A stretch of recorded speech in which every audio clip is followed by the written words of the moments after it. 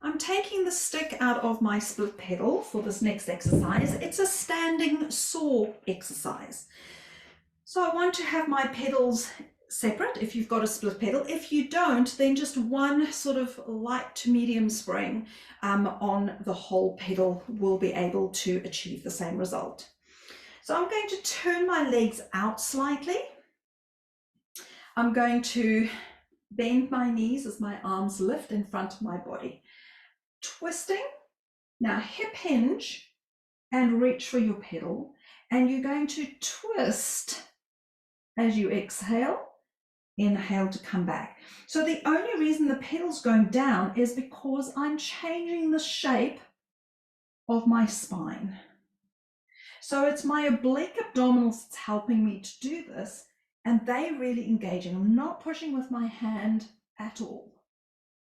And then you're going to come up and face the front. Twisting, so I'm bringing my arm in line with my shoulder, bending my knees as I reach for the pedal. So now I'll really be able to feel if I'm shifting. I want to keep my hips nice and level, and I'm going to twist and come back. I'm using an exhale, so I've got the power to push. Now I'm going to come up and face the front. Beautiful. So it's fantastic to help mobilize that rib cage a little bit more.